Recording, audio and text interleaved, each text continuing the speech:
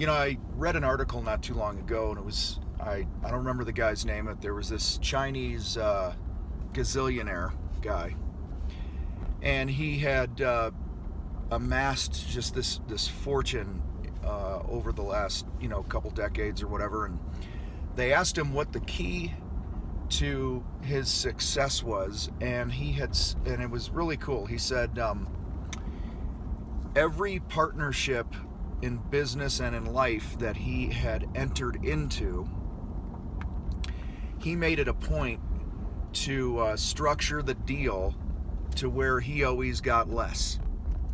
So if he approached another business person and they were going to go in on a real estate deal together, he would give himself 48 or 49%, and the other guy 51, 52%. And that's the way he approached every relationship that he has, and where he was always putting the other person in a position to feel like they were winning more, like they were getting more. And to me, that piggybacks what Zig Ziglar has always said was, if you help enough people get what they want, you will in turn get what you want. And so I think about the problems that so many business owners have with building a team and finding good people and keeping good people, keeping those FWs, as we call them in my world, those effing winners, right? Those are the people that you want on your team. And so I want to encourage you to embrace the idea of what this Chinese businessman had done, where he structured it where his people were winning more than he was, in essence. An example of this is I have a relatively brand new contracting company out here in Colorado Springs, tiny little painting company that we just started not too long ago, and I do a percentage base on my projects with my subcontractors, and I've managed to pick up a couple guys that are phenomenal human beings. They're amazing craftsmen. My phone never rings with problems because I got these guys, on board.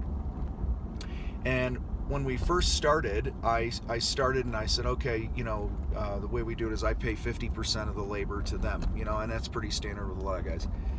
And over the past several months, as I've realized that I've got some real good dudes here, I bumped it up to a base of 55% to them and 45% to me. And in some cases, if I get the feeling a job is going to be a pain in the butt, or I'm asking them to do a little more, I'll make it 60-40.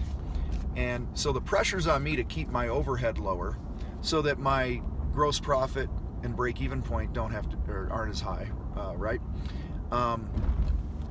And that's a whole nother math equation we can talk about another time. But anyway, guys, the point is that I'm able to build a good brand because I'm doing what I can to ensure that my people are winning, and I'm in a position to where I'm never taking more than they are.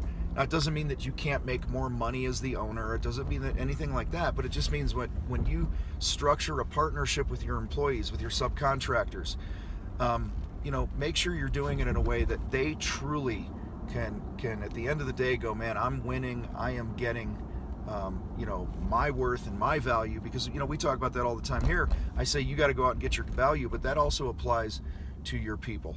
All right, so hopefully this helps you. Hopefully it helps you keep some winners that you got on your team, and they feel the love, they feel respect, and they're truly getting the value they deserve, and in turn, you get what you want. Motor Hard.